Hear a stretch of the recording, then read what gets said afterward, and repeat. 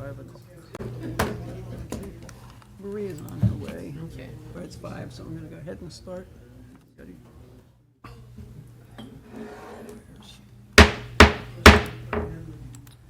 I call to order the regular Storm Lake City Council meeting of June 1st, 2026. All who are able, please stand for the Pledge of Allegiance. I pledge allegiance to the flag of the United States of America and to the republic for which it stands, one nation, under God, indivisible, with liberty and justice for all.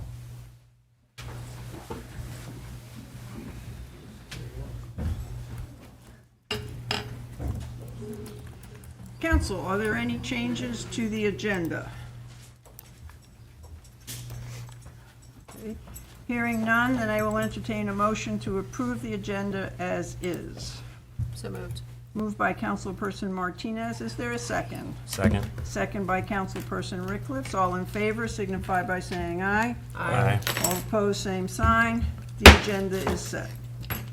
Council, are there any disclosures by members of the council to any items on the agenda?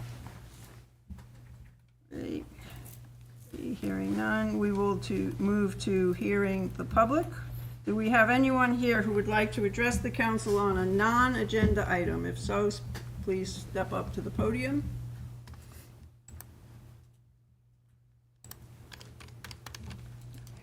Do we have anyone online? Online, it's *6 to unmute.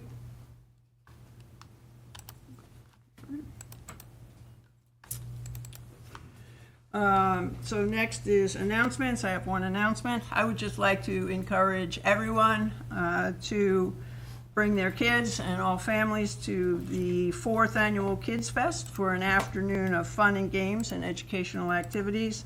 This is a free event sponsored by the City of Storm Lake for families and will be on Sunday, June 14th, noon to 3 at Chautauqua Park. It's always a good time. A lot of credit goes to our local organizations and agencies who provide the games and the funds, and to our city department heads who provide a lot of the education for kids that they love. Not the least is the YUMV from the police department. They have a good time, and hopefully it's good weather. So please encourage families to attend.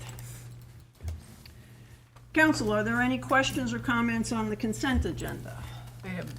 Councilperson Martinez. Yeah, it's not on the consent agenda, but I didn't realize that 2 of these items are below the work session and the water treatment plant. Star-Spangled Spectacular is down further, and we have someone here for that, and we also have someone here about a public hearing. So I'm just wondering if we have those people, they might want to, if we could move it up on the agenda. But no question on the consent agenda. I thought they were higher on the new business. Move number 3 up to, you want that before the work session? I think so.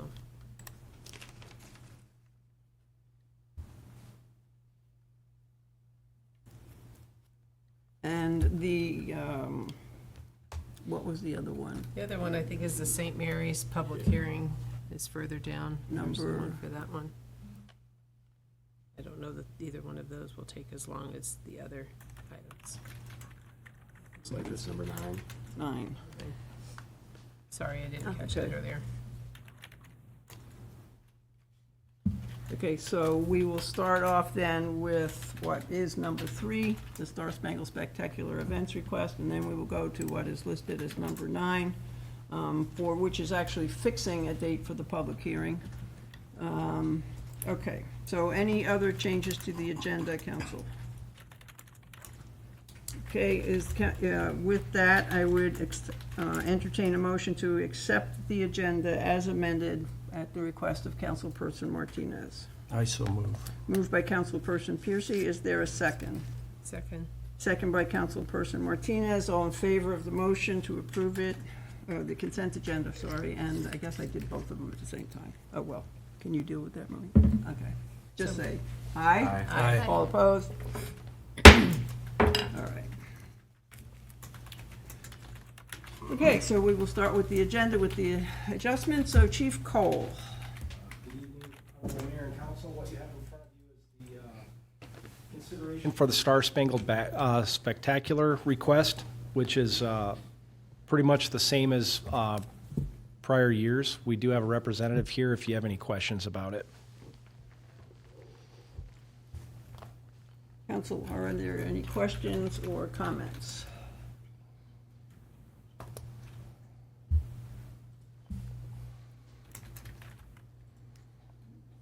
So hearing none, then I will entertain a motion to approve the Star-Spangled Spectacular Events request. So moved. Moved by Councilperson Martinez. Is there a second? Second. Second by Councilperson Rickless. All in favor, say aye. Aye. All opposed, same sign. Okay. Thank you. Okay, now we are moving down to resolution number 70-R 2025-2026, fixing a date for a public hearing on the proposed vacation of a portion of East Second Street. Mr. Olson. Yeah, Mayor and Council, this is a request by St. Mary's School to have the city vacate and sell a portion of the East Second Street that's directly adjacent to the south side of their school building. Approximately 0.034 acres, basically 5 feet in width, the width of the block. And this will be for the allowance for them to do an addition on the south side of their building, specific for the set of steps going into that building, including an accessible ramp. This would fix the date for this discussion for June 15th, council meeting at 5 p.m. Council, do you have any questions on this proposal and setting of the date? I do have a question. Councilperson Martinez? And I don't know who I would direct this question to. So part of this vacating that space is a ramp, correct? Like Yes, a ma'am. handicap. So with that, is there going to be significant ADA change to the building other than that? I think the question is designated for a representative from St. Mary's if they're here. Well, it is, yeah, well, whoever wants to answer it.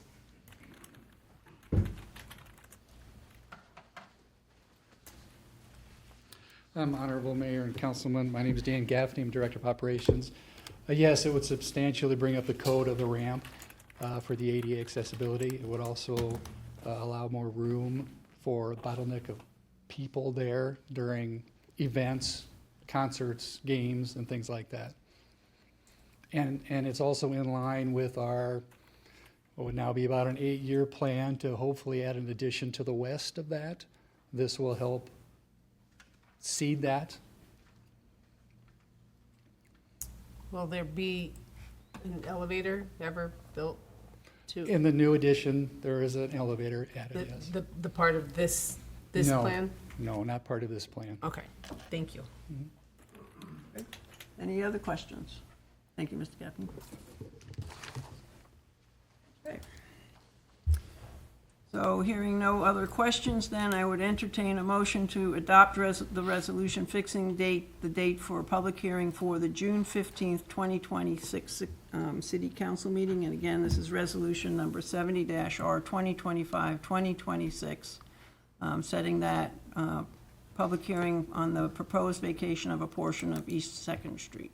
So moved. Moved by Councilperson Martinez. Is there a second? Second. Second by Councilperson Ramos. All in favor, say aye. Aye. All opposed, same sign. Public hearing date is set. Thank you, Mr. Olson. Thank you.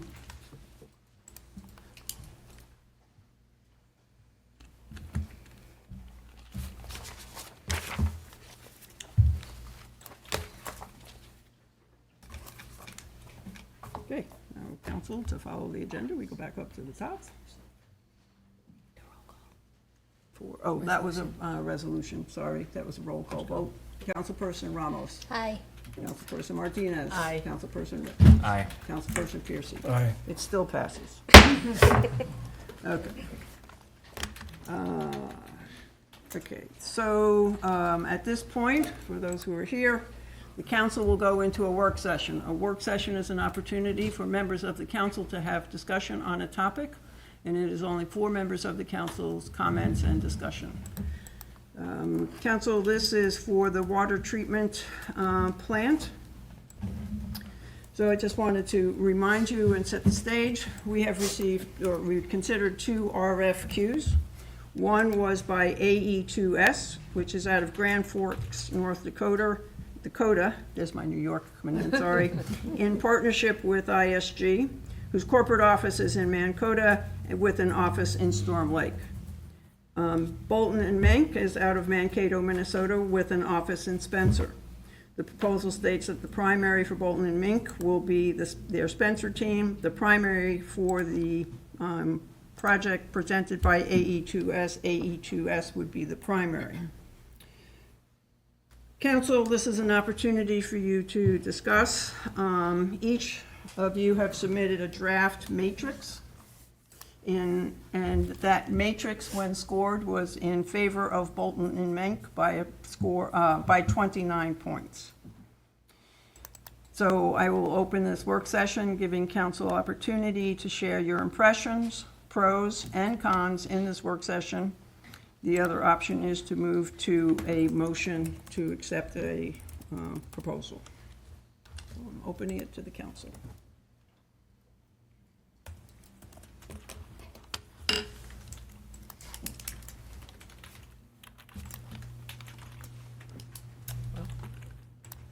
Councilperson Martinez, go I'll ahead. be first then. So I automatically get an A if I go first, right? Yes. Okay. So I did score mine heavier on the Bolton and Mink. I thought their presentation was more thorough. They were able to answer more questions related to, actually, the questions that I was most concerned with is if there's a problem, who is going to be responsible for that? And I think they actually mentioned a few problems that they've had in other situations, and that they took responsibility for those. That is important to me. Because Meaning financial responsibility. financial responsibility, and, you know, if there's an error, that's on them. I think we've seen the relationship that we have with them, and equally, we have a good relationship with ISG. We just don't have any experience, at least the years that I've been on here, and Councilperson Rycliffe's has been on here, we haven't had any relationship with AE2S, so that's hard to judge. We already have an impression of Bolton and Mink, and I think they've been responsible.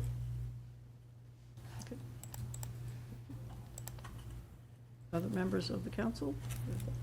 Councilperson Rickliffs? Yeah, I would kind of agree. I mean, I did score Bolton and Mink higher as well. Basically, I mean, the presentations of each, I thought Bolton and Mink did a much better job answering questions. One thing that came out, there was a question along the lines of, you know, if mistakes happen, you know, who's going to, you know, pay for that if it's the engineer? And one answered it very well. The other one, I was surprised by the answer. And then, I mean, the thing I would say, though, for ISG is I do like that they are in Storm Lake. I know Julie has done a lot of good things for this area, especially her days in the DNR. But I do, you know, right now, I would say, yeah, Bolton and Mink is my pick. Councilperson Piercy? I'm kind of still in an undecided phase of this. I've been trying to research information online from like newspapers and how some of these plants came out after they were built, besides the information I was given. So I'm kind of a little bit either way. I like the fact that ISG is local. I like the fact that this AE2S, they've done a lot of big outfits, or big water plants.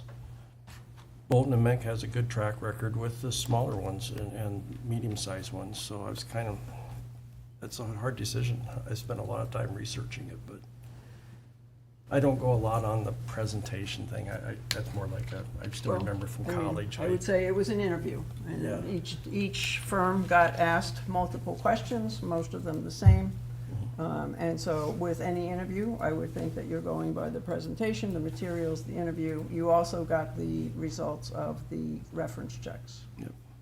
So, you know, when we hire anybody, individual or company, it's our interview process. And that background check, that makes a big difference. It was definitely difficult trying to figure out who will be the best choice for us. For me, it was more the relationship with the city of Storm Lake, and also that teamwork that I saw while the presentation was happening. With which were firm. With Bolton and Menk, I really appreciated that each one of them took the opportunity to really engage and explain. It was not one more than the other, and I felt like there was a lot of teamwork among them. I've been able to answer the questions, and they seem to be in the same page. With the other one, I felt like there was a little bit of disconnect in regards to that part. I did acknowledge that A2S has a lot of experience and big projects outside. But for me, it was more the connection and also the teamwork that I could see while the presentation was happening.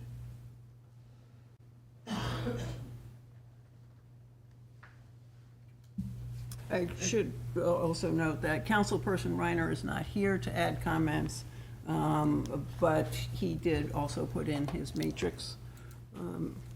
Do we have his score? He was in favor of Bolton, too. And he also scored in favor of Bolton and Menk. And the only other, because I have seen other people, it's nice to know that the community is interested in this project. So I have heard from a few people. And, the buy local is something we try to do very often. I think it's just important to note, and I think you said it at the beginning, that the home offices of both of these companies, neither one of them are Storm Lake. So I think in that sense, they are equal in that. Neither one of them are hometown. Yes, there's an office here, but Yeah, and that one of the first or second questions asked of AE2S, and their presentation to us, even in paper form, said that they would be the primary with support or partnership with ISG. So. Can we acknowledge the email that we received from a community member and answer that question or no? Oh, the one today? Correct. No, I don't think it's relevant to this discussion. Okay. Especially Well, it was since it was, relevant for this, that's why I'm, well, it's factually inaccurate. So I don't think so. okay. I guess the other part is I'm having a hard time determining why it is there's two organizations within one. I'm not sure what ISG, that was hard for me to determine what parts are theirs and what part is AE2S. I know that and I think I'm saying that correctly, are more of the water, which is what this is, and ISG was kind of hard to determine what their portion of the job was, and I think that was a little confusing to me. Where Bolton and Mink, it was, and at the end, and I apologize, I can't remember if it was Aaron or Chris, but I think it was one of those two names. The buck stopped there. If there was a problem, who was going to handle it? And he pretty much said it was him. Mm-hmm. So that was important to me.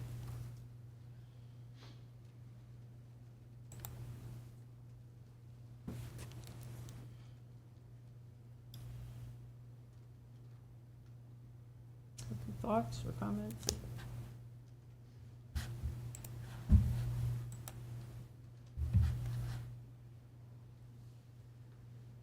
So, council, at this point, we can close the work session, and we can move to a motion directing the city manager to move forward, or if that's what you're ready to do. There's no more questions or comments, and I can close the work session. So the work session is closed.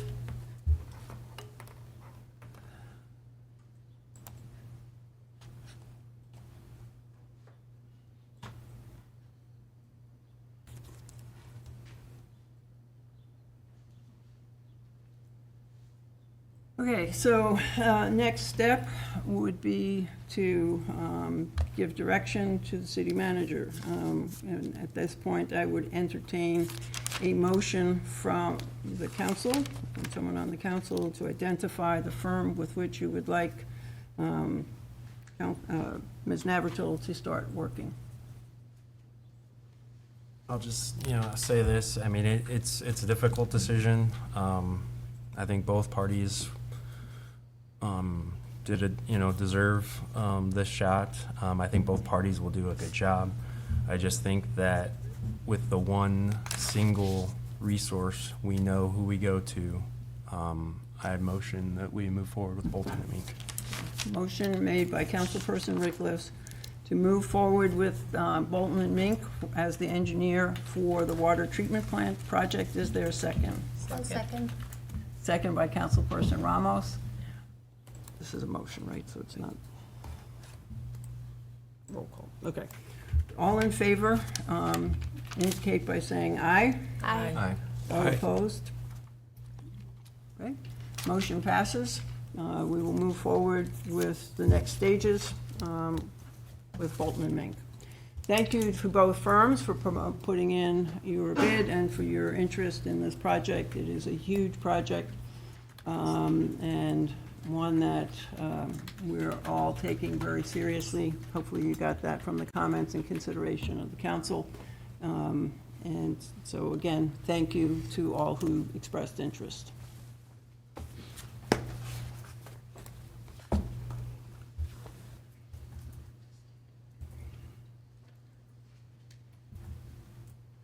I'm all off because of moving my agenda around. Okay, next is the public records request. Ms. Martinez.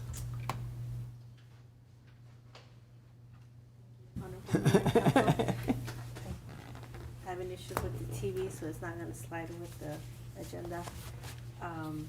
This agenda item is just a public records request policy, a formal policy that we're setting. We had ours and IPIB help us create this policy, and it is outlining who this designated custodian, the request process will go, and the examination of the records, the fees that will be, not the fees, not the cost of the fees, but just what will be a price for those requesting, and delivery of the records. This exempts the Storm Lake Police Department, as there's other records that they have their own policy, their own designated custodian.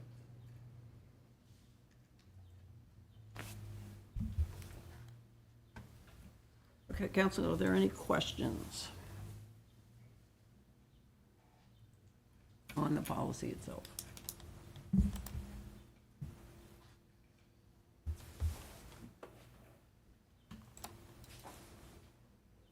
Okay, hearing none, then I'd entertain a motion to approve the public records request policy. So moved. Moved by Councilperson Martinez. Is there a second? Second. Second by Councilperson Piercy. All in favor, say aye. Aye. All opposed, same sign. Motion passes. Thank you.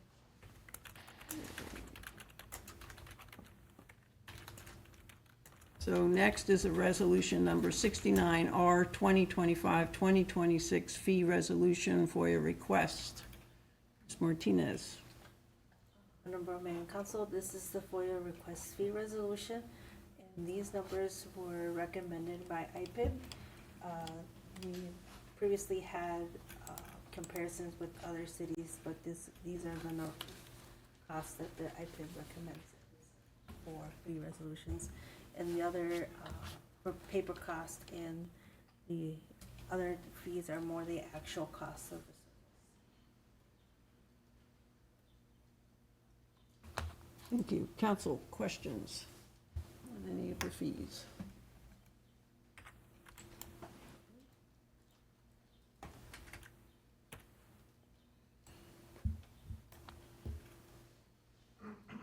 Okay. Hearing none, then I will entertain a motion to approve resolution number 69-R 2025-2026 fee resolution FOIA request.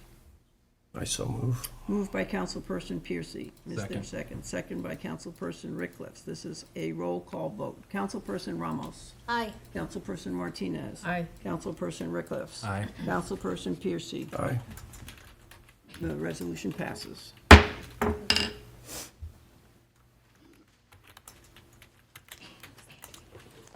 Mr. Gibbons. Thank you, Honorable Mayor and Council. This is the third reading of the ordinance to adjust the sewer rates beginning July 1st of 2026. The rates included in the ordinance will keep up with maintenance and repairs, as well as avoid large rate increases in later years and reduce the need to borrow for future projects. For an average residential user, the increase in fiscal year 27 is estimated to be $4.86 per month, and $4.23 and $4.37 in fiscal year 28 and 29 respectively. Following adoption, notifications will be sent on next month's utility bill as well as posted on the city's website. Recommendation is to approve the third reading of the ordinance increasing sewer rates. Council, any questions or comments?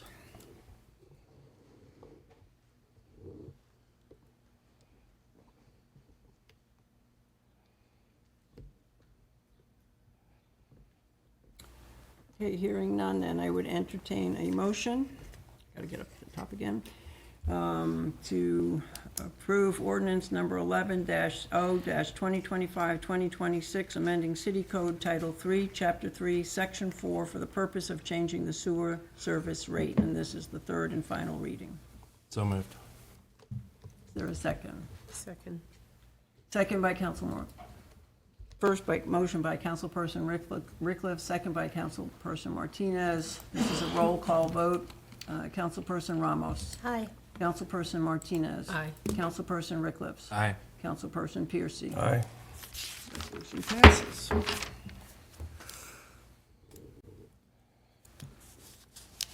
Mr. Gibbons. Thank you again. Another one that I'll force you to read. I apologize. This is the third reading of the ordinance to adjust the water rates beginning July 1st, 2026. The Water Ad Hoc Committee recommended gradually increasing rates over time to avoid a big, sudden increase when construction begins on a new water treatment plant. For the average residential user, the increase for fiscal year 27 is estimated at $12.17 per month, and $14.21 and $12.89 respectively in 28 and 29. Like the sewer rates, following adoption, notification will be included on next month's utility bill, as well as posted on the city's website. Recommendation is to approve the third reading of the ordinance increasing water rates. Council, do you have any questions or comments? Out of curiosity, have we received anything, comments on this? We have not. Okay, thank you. Okay. So then, council, I will entertain a motion to approve ordinance number 12-0-2025-2026, amending City Code Title 3, Chapter 3, Section 5, for the purpose of changing the water service rate. Am I reading the right one? Yes. Okay. This is the third and final reading. So moved. Moved by Councilperson Martinez. Is there a second? Second. Second by Councilperson Rickliff. This is a roll call vote. Councilperson Piercy. Aye. Councilperson Rickliff. Aye. Councilperson Martinez. Aye. Councilperson Ramos. Aye. Ordinance passes. Thank you.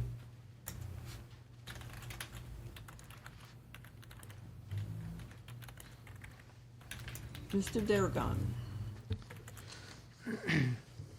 Honorable Mayor and Council, the item before you is a motion approving professional services agreement with Bolton and Mink for the Oneida Street Reconstruction Phase 2 project. This professional services agreement will provide engineering services for this public infrastructure improvement, and the estimated cost of the project is $4.2 million with $1 million of secured grant funding. The amount of design and bidding services for this contract will not exceed $420,000. And The project would be probably bid in January of '27 with construction beginning in April through April of '28. That's theoretical at this time. I would be glad to answer any questions you may have. Council.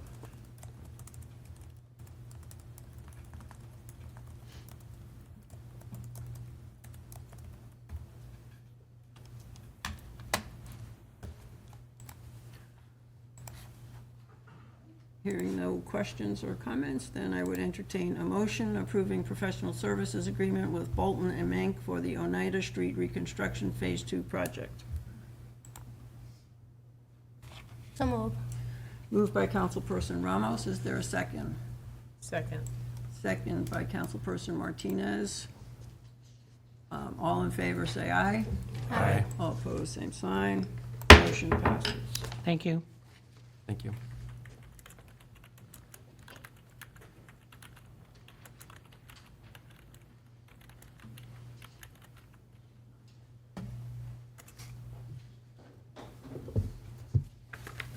Mr. Covert. Honorable Mayor and Council, I have a resolution in front of you here for setting the time and place of a public hearing on proposed plans, specs, and estimate of cost for well number 23 development project, and approved form of notice and taking of bids. So we'd be looking at a public hearing date on July 6th. Public bid letting June 25th at 10 a.m. And kind of like Mr. Darragon just said, this is tentative, but construction completion December 31st. But first things first, we need a resolution to pursue this for well 23 development, which is slated as a replacement for well 11, but as you well know, we're gonna continue to run each one of these until they cease to operate. And 7 may very well be the next one that's out of the fold. Council, questions?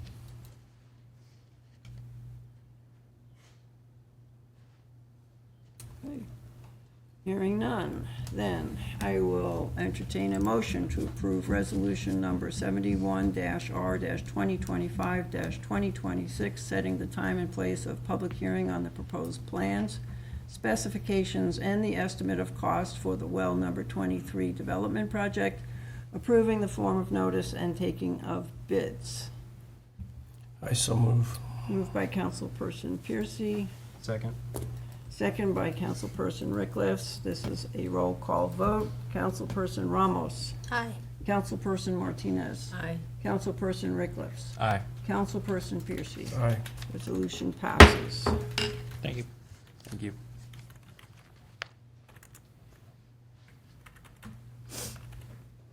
I haven't skipped any, have I? Nope.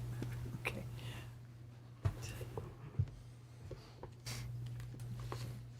Hey, Mr. Olson. Yeah, Mayor and Council, this is a work session. This is kind of a follow-up to a work session we had earlier about code enforcement and nuisance abatement. During that meeting, we talked a little bit about one of the tools in the toolbox is municipal infractions.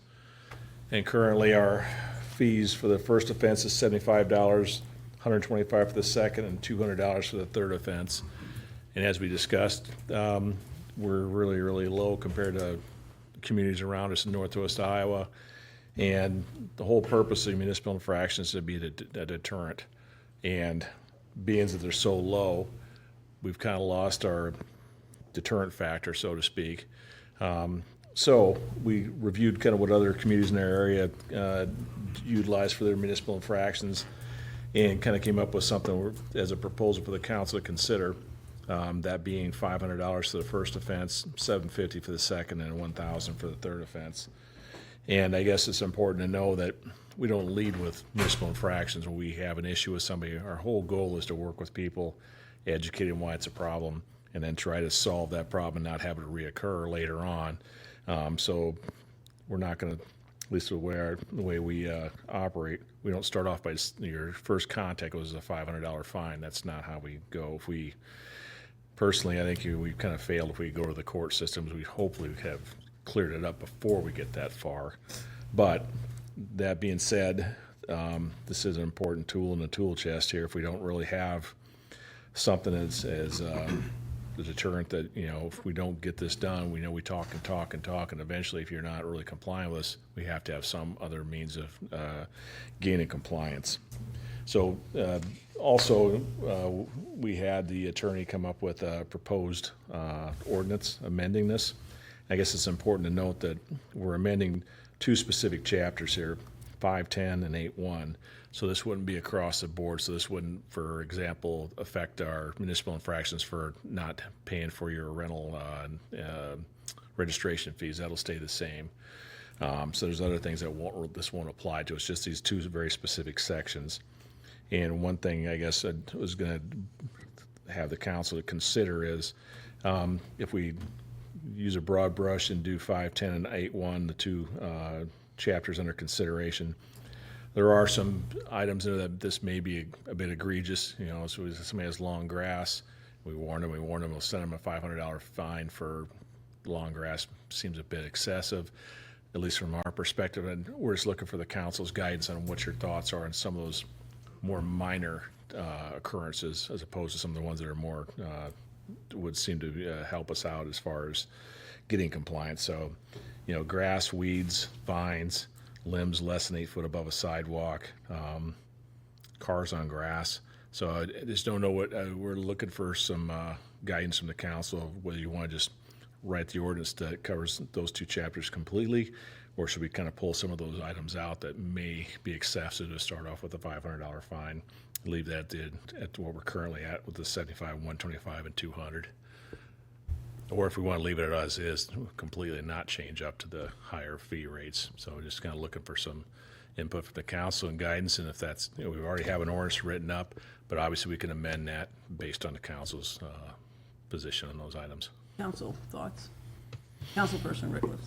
Yeah, I mean, I don't know if it was because it was on the agenda or what, but I've had 3 different people reach out to me in the last week regarding nuisance and just the way the town's starting to look. I think these fees look good, and I would say let's keep it easy and do it across the board. I mean, we've got a volunteer program out there, so if people need help with their yard, I mean, they can reach out to folks, and I mean, I think there's people, I'd be one of them, would gladly help, you know, people that are in need. So that's just my thoughts. Other thoughts from the council? I would say, when we found out how much lower ours were versus very close communities, I think this is, we have to try something, and I think this is trying something. Councilperson Pearson? We do a warning for maybe the first or first 2 times, and then. Yeah, Councilperson Piercy. So the way it works is we'll send out a notice that you have a violation to start with, and then we're trying to get a response back from, yeah, I understand I should do this and that, and we try to get them to come in and have a meeting. And if they make progress, they're trying. They're actually, you can tell they're making headway. The way ordinance is written, we're supposed to give them more time. Now, if they don't do anything, they stonewall us, they don't comply, they don't talk to us, they don't try to come up with a plan, then that's when the next, you know, at some point we send out the municipal infraction saying, listen, you at least give us a call, come in and see us, we'll meet you at the site, whatever it takes to try and make them understand, educate them what the problem is. So there's kind of 2 different paths there. So if they're making an effort and they're really, you know, trying to do what is required, we'll give them some time within reason. If they just don't, which happens on occasion, people for whatever reason try to ignore it, that's when you have the other, you know, carrot and stick. So that's where the stick comes in on those deals. So yeah. I just worry about how long between warnings, because if you have something like, say, grass, a week can make a big difference if it's raining a lot. Sometimes, some years, you know, in this middle of July, 2 or 3 weeks doesn't make a big difference. It isn't going to grow much, but. You're not wrong. That and the snow can be kind of an issue too, because they, you know, by the time if we can deal those a little bit differently. That's a little bit easier to. It's really not that complicated as opposed to trying to put a new roof on your house. It's really just a matter of getting it mowed. So, generally speaking, we can get those corrected fairly quickly. If not, then we'll try the municipal infraction or potentially have those taken care of and put them on their taxes. So those 2 specifically are ones that are, like I said, there's kind of a time limit there, especially with snow and ice and the grass. So if you drag it out, it'll be spring before they get the sidewalk scoop. So those are a little bit different time frame. So and there's a little bit different expectation. Again, if you're trying to force somebody to re-roof their house, there's the contractor get a hold of is a heck of a lot more expensive. So yeah, I think that would be the other thing to consider. I guess is as far as this timelines. So if we dealt with this person before and it's been an issue and the issue happens again, then that timeline shortens up because they already know the problem, so that we don't have to sit there and re-educate them. They already know, and for whatever reason they don't want to comply, then that process shortens up considerably just because we're not treading new ground. So that's a little bit different. So you try to take these on a case-by-case basis and try to be understanding of the situation, but again, it's up to them to comply. So if they're not, and we've been down this road before, you have a little less tolerance of what's going on there. So that answers your question. I was just kind of wondering, what do you allow now from, like, if you go out and issue, there's a lot of yards around town people complain about. So how many days are you giving them now before they respond? I'd have to check on that, Councilperson Piercy, but it's fairly quick. It's not like we give them 60 days because by then you'll be out there with a baler. So I believe it's fairly quick as far as the number of days, just because of the issue you're talking about, especially when grass is really growing. It's different than a more complex issue. I'd have to find out. I can certainly get back to you on that, though. It's definitely not 30 days. It's like you got 7 days to get this fixed, so more along those lines. What about with junk in the yards and stuff? That's a different period, I'm assuming. Yes, sir, and depending on the amount and what it is, but again, that's a little bit different. Specifically, if they have a lot of it and then it's going to take getting a roll-off dumpster or something along those lines, it takes a little more coordination as opposed to getting somebody to mow your yard. There's vastly different time frames that we're looking at. Mr. Olson, what's your experience I think a number of us have been approached about the overgrown grass. And it seems like mowing has been a little bit different this season. I'm noticing a lot of overgrown yards. When you let them know, is your experience that they react quickly and get it taken care of? Or is it effective?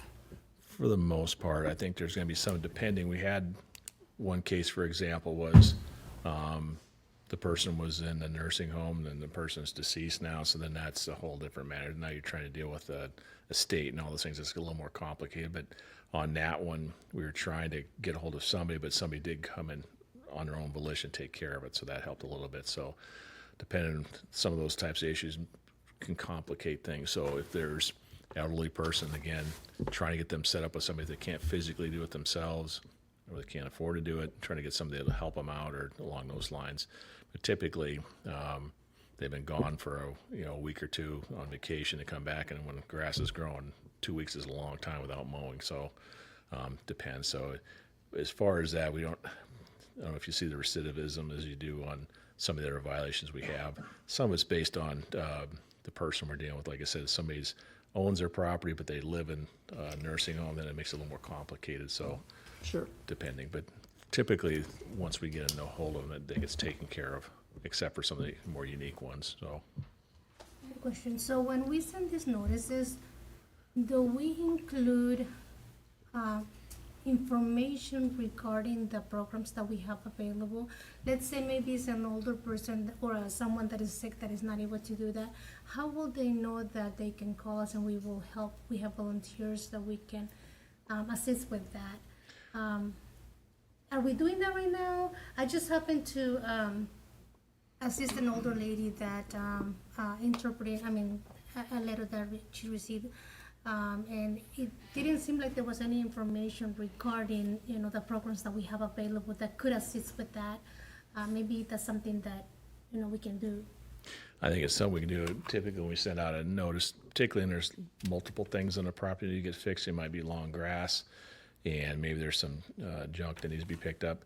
So the code enforcement officer will typically send out a letter and it'll explain in detail what those items are and also have pictures in it. So it's a lot easier to look and see, well, yeah, now I know that this old bicycle that's sitting there needs to get hauled off and the grass is too tall. She'll take a picture, with her ruler showing exactly how high it is. As far as putting in that notice or something that they can contact us about, if there is any volunteer help, that's something we can do if we haven't been. I think it'd be a good idea. Yes, ma'am. I got a question. When it's rental property, do you notify the landlord too? Because the landlord's ultimately responsible. Yes, and so probably a good example that'd be like cars parking on yards. So if you're a landlord, you have multiple properties, you may not know that on one of yours, the tenants all of a sudden have 2 extra cars and there's no place to park them, so they go on the grass.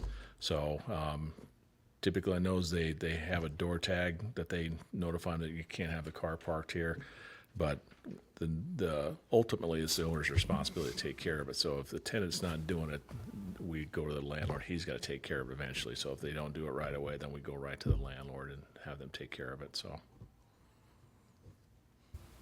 How is the neighbor-to-neighbor program going? Have we gotten people sign up to be volunteers if needed? not that I'm aware, we have maybe one, but it's something still kind of new, so it's going to take a little time to get up to speed. But the programs in their place, I think we actually have some people that are looking for it that may be easier to promote online too, that we're in need of help. It's like a lot of things, if you offer to help and there's really nothing happening, then you kind of fall to the wayside. But there's 3 or 4 elderly people that need their yard mowed or their sidewalk scooped, and I think that would be easier to put out looking for volunteers specifically and remind them there's this program out there. Is the notice in Spanish as well? Yes, ma'am. I think it'd be very helpful. I mean, I thought it was a great idea when you brought the neighbor-to-neighbor program forward, and I think that probably we need to do a push on marketing, especially right now, because we're seeing a lot of yards that probably maybe fall into the area of people needing help. I think so too. And like I said, I think once we have more of a need that we can demonstrate, then I think that'll help to get people to step up. This winter, again, like a lot of our last winters, we haven't had a whole lot of snow. We had a few, but a lot of it melts away. So by the time you get somebody to volunteer, it's already been taken care of by some Mother Nature. But grass doesn't go away. So I think that might be something we can press on. And if we have those, we could, as Ms. Ramos indicated, that put it in with a notice. That way they could, if they, for some reason they can't, that's another option for us. Council, other questions, comments? So I take it from, we'll proceed with the ordinance as is then and not kind of cherry pick any of those items out there. That's what I gather from the council. I think that's the direction, so you can come forward then with they will come forward for the next meeting? Yes. Yep, they will come Yes, forward ma'am. for the next meeting for a vote. Yep. Okay. I'll have to, next meeting, I'll set the public hearing. Yes. Okay. I will go ahead and proceed that way then. Yes, thank you. Thank you. No, thanks, guys. I appreciate it. Okay, next work session is regarding our attempt to bring under control the use of e-bikes, e-scooters, mini bikes, electric motorcycles, and similar motorized devices within the city limits. I know that this is a hot topic amongst a lot of people in the city of Storm Lake. It's also a hot topic and getting a lot of energy from a lot of other city councils who are passing ordinances on this. It's also a great concern regarding safety. I've seen some pretty frightening things. So Chief Cole. Good evening. The use of electric bicycles, e-bikes, e-scooters, and similar electric power mobility devices have increased significantly nationwide and within the city of Storm Lake. These devices are now commonly operated on city streets, sidewalks, our lake trails, and within the park systems. While they do provide both recreation and transportation benefits, the city has identified increasing public safety concerns involving excessive and unsafe speeds, juvenile operators, multiple riders on devices designed for one person, lack of safety equipment including helmets, reckless and careless operation, near collisions involving pedestrians and motor vehicles, operation on sidewalks and lake trails, and limited visibility during nighttime operation. Just last month, we had 2 personal injury car accidents involving e-bikes and scooters. I've put together a packet with some information for you for consideration. There is a state code that covers electronic assistant mobility devices under 321.235A, which does say that operators have to be 16 years of age and have a driver's license or a permit to operate on sidewalks in the state of Iowa. One of the things I would consider, or I would like the council to consider for ordinance would be some ramifications for parents of juvenile riders, because what we're seeing in our parks and on our streets are kids that are younger than 16 riding multiple types of electronic devices, and it's difficult at best for officers to be writing citations to 9, 10, 11-year-old kids that are riding these. So I think it would be prudent to have something in an ordinance that says that we can maybe meet with the parents or try it on a first offense and try and work with them. And then if there's subsequent offenses, maybe cite parents of minors. Some of the other cities, I know I included a couple copies of some city ordinances. I believe there's Altoona that recently, it's Altoona or Ankeny, that recently passed an ordinance. Some cities have speed limits on their lake trails. One thing that I would ask is, we want ordinances that that the police officers are able to enforce, and it's difficult for us staffing-wise to try and do radar on all the given streets where we get complaints of speeders, including lake trails for speed limits is going to be just another burden for us. We can do it, but it's going to take resources to do that as well. In speaking with some community members and getting public feedback on this, one of the things that was brought up as an idea from a community member was to eliminate any device without pedals from the lake trail. And that was just, when that was brought to my attention, I thought, well, that would be something simple for an officer to spot versus, if it doesn't have pedals, then it needs to be out on the street. And if it's not street legal, then we can deal with it accordingly. And then obviously, we've had a lot of issues with these vehicles operating at night without lights. I put in the packet also, in Iowa, there's 3 classes of e-bikes, a class 1, 2, and 3. The class 1 e-bikes are bikes that a person can pedal, and they have an electric motor for assisting while pedaling, up to 20 miles an hour for the assist. And then class 2 allows the rider to use that electric motor. It also has pedals. It allows the rider to use the motor and not pedal for speeds up to 20 miles an hour. And then at class 3, you have to be 16 years of age to ride those.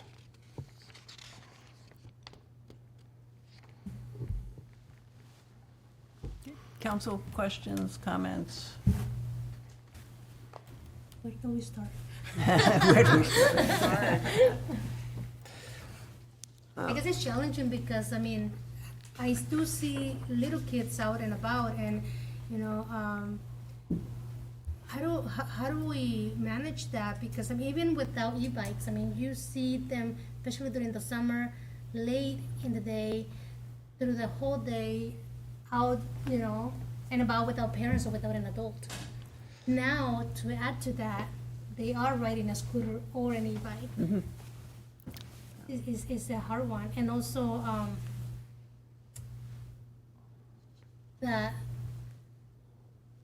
how would you manage to say, okay, after 8 p.m., no riders on the road?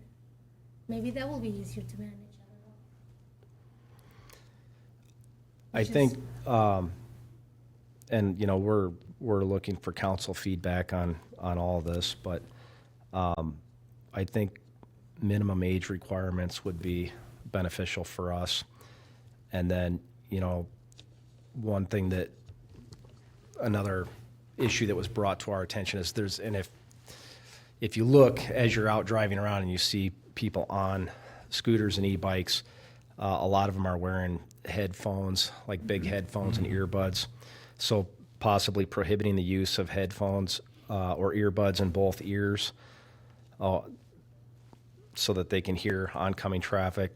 And then, obviously something written in that if they are out on the road, that they have to obey all traffic control devices, travel in the same direction as traffic, prohibited passengers unless the design is designed for multiple riders, requiring them to yield to pedestrians at all times on, if shared use trails or sidewalks, if that's something that you're going to allow. And then a section for like prohibiting stunt riding, wheelies and so forth. Helmets was a big issue that came up on our Facebook page for feedback. And then, obviously restrictions from certain areas like downtown, which we have for bikes and scooters already. And then another thing that was brought up to our attention was parking, where down, especially on the lake trail, there's people that are going fishing or they're going down to the park and they're leaving their device parked on the trail, blocking the path for other people. And so I think, having an ordinance specific to some of those things would be helpful for our officers for enforcement. So one of the things that I thought of today and started to do some looking into this before the meeting was how we regulate mopeds. And a lot of that does rely on getting safety training. So I'm wondering if maybe we can, at least amongst ourselves, talk to the community college, because I think the community colleges do the safety training for at least mopeds, and are they in the process of developing anything similar to scooter safety? And I think that education is important. Educating the rider, which in most cases that we're concerned about are youth, but also educating parents, I think is really important, because there's some frightening things. I think the state code that you gave us, Chief, really just addresses the electric bikes, not the scooters. And most recent legislation didn't really address either of those in terms of limitations.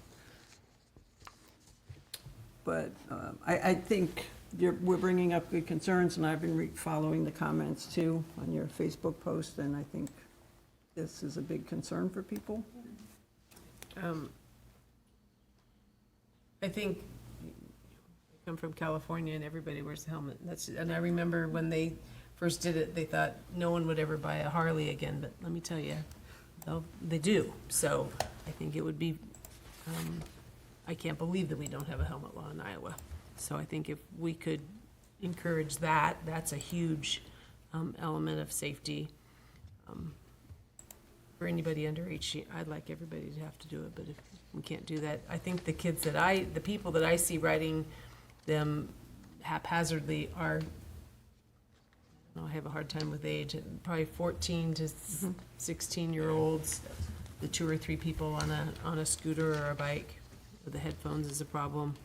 I think it would be really hard to figure out if it's got assist or if they're really riding with, when their legs are like that, they're not pedaling.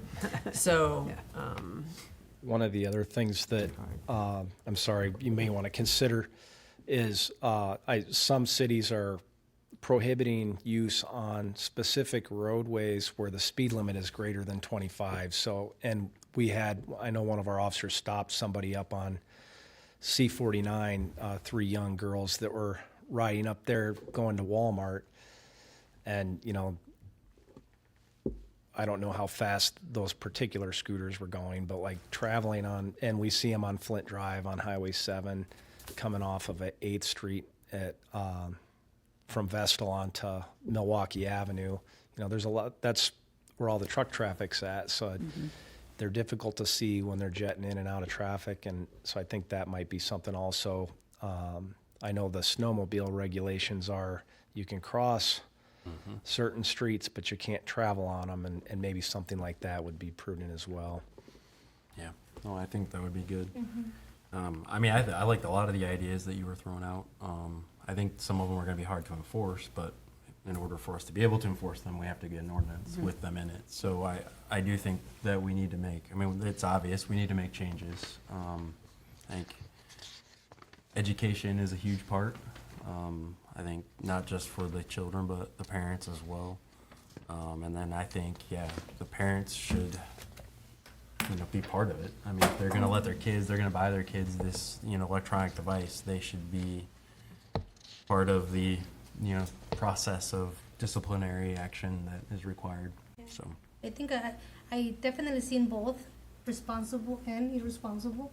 So I think, I will hate to, do something very harsh and, for those that are doing it safely. So I think safety is definitely something very important for everyone, kids and adults. It would be nice if we can figure out some safety classes and also perhaps helmets. If we can say you must wear helmets, if we can do that, I think it will be great because it will prove that, our concern is your safety.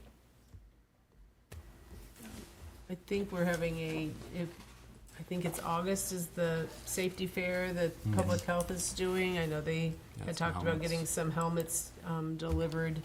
I think we could reach out for some more. I don't want to discourage, the nice thing about Storm Lake in the summer is we can be outside, and it's really nice to see kids outside on regular bikes, I guess is what Just I want would. them to be safe, right? I'd like them to be a little Right. safer, so anything we can do to encourage being outside, but keeping everybody safe, especially the old lady walking down the sidewalk, which is me.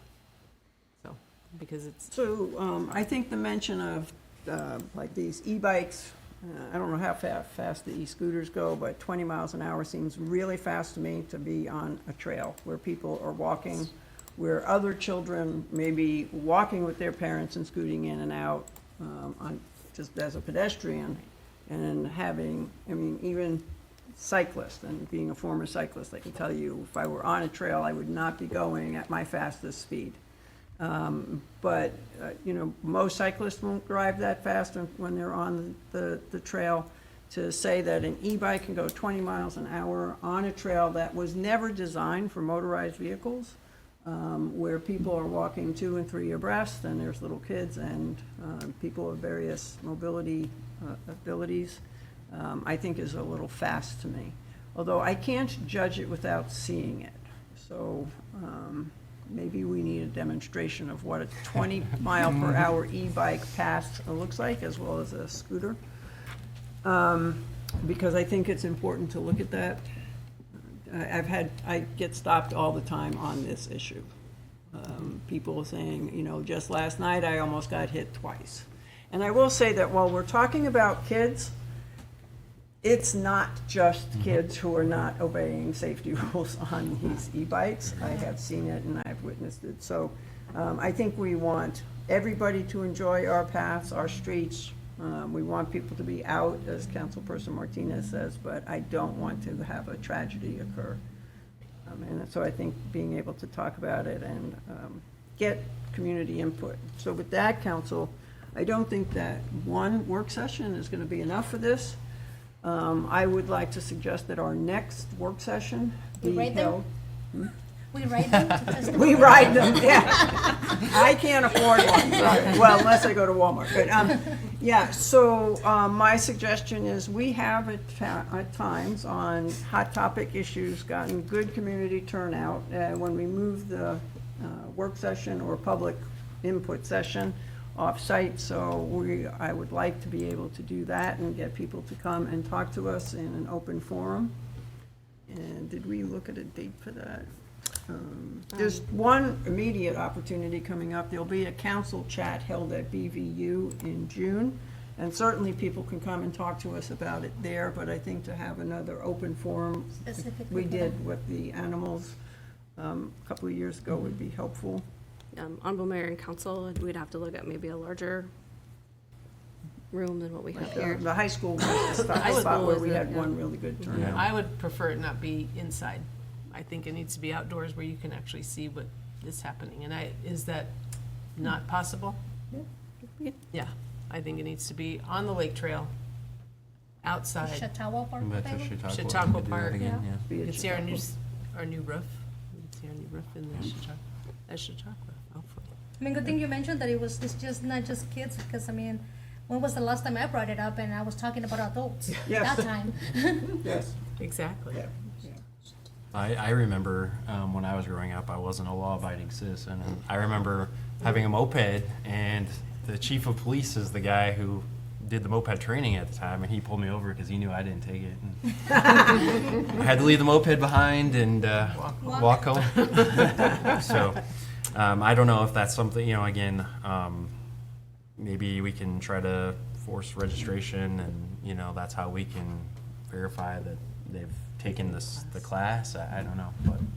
I do have to say that the assisted ones with the pedal, those are very cool and you can be safe on them, but they are irresponsible children and adults out there that are not using it for intended purposes, but they are very neat. Right, and I think any ordinance that we pass is intended to keep those people safe as well, because they Correct. can be hurt by somebody who is not being safe. I wonder if the state will change some of these classes, because you can actually take a Class 1 and a Class 2 e-bike and modify them. And you, looking at it as a police officer, you won't know it's been modified, and it can go up to 30 miles an hour then.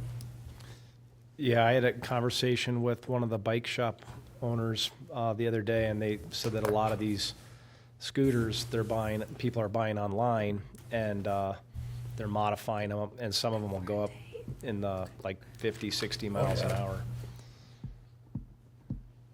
I mean, the most recent legislation, and I had it, and I don't know what I did with it, sorry, not in my folder, that was passed this legislative session, just put a limit on the wattage. Correct, 750 was the most recent. Hopefully, it will get their attention, but in the meantime, as I said at the beginning of the work session, cities all over are discussing this. My listserv is, got a lot of stuff coming almost daily about it. I think Ankeny just redid theirs. They just had one 2 years ago, and now they modified it and changed Ankeny, it. the City of Independence, a number of them are doing things because it's problematic. Okay, so council, are you in agreement that maybe next step is a public input session? Yep. To be determined, we're looking at a date. Honorable Mayor and Council, we're looking to see when Chautauqua Shelter House is available. I think it's busy in the summer. Think we can waive the fee? I'm sure. I'm sure we can bring forward the request to waive All the right, fee. thank you. But if, give us couple more seconds here, I think we can see what days are available.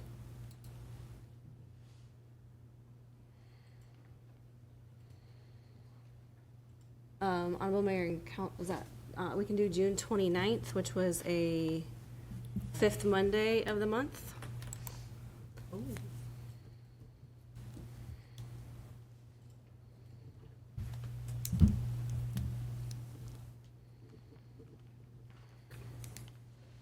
Looks open. Okay. At what do we time? what time does council suggest for this?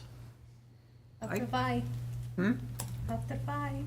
5:30, which is, Yeah, I think 5 or 5:30. That's when it starts getting pretty busy out there on Yeah. the, you see a lot more kids 5:30. out Go around 5:30. 4:30, 5 o'clock, so that's good. okay, so we'll set it for, is 5:30 better? Yep. For people at 5:30 on the 29th, and that will be advertised as a session for public input regarding e-bikes and e-scooters. Council, do you think it's safe for us to say that we are discouraging e-bikes and e-scooters from Kids Fest?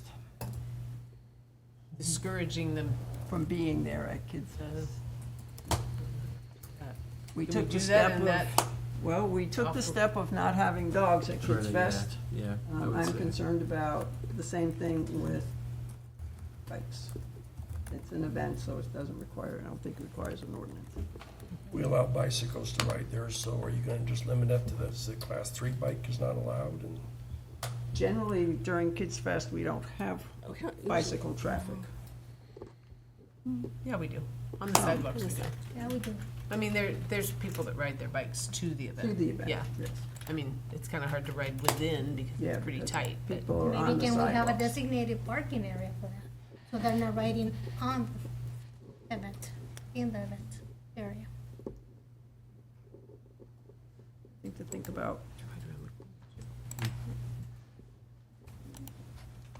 Thank you for all the good information. Thank you, Chief Pope. Thank you. I also want to say, yeah, I have noticed that when there is an officer, sometimes it's on, I don't know which street, I think it's Russell Street and Lake Shore. I think that's kind of that area. I do notice they slow down. Kids must talk to each other because I walk out that way a lot. And I notice that the speed goes down considerably, but, you know, we can't ask our officers to sit there all summer long waiting. Do we for still this. have the scooters for the officers to ride around the park? I think we can get them some of the little scooters. Kind of blend in. Razor scooters? You may have a bicycle. Put some lights on it. Okay, council, are there any other items that you would like to request for further discussion in the future? I think our agendas for the next couple of meetings are pretty packed. We have several ordinances to work on, including this one. Okay, okay, so hearing nothing else, then I will entertain a motion to adjourn. So moved. Moved by Councilperson Ramos, second. Councilperson Rickles, all in favor, say aye. Aye. There you go. Put a different hat on.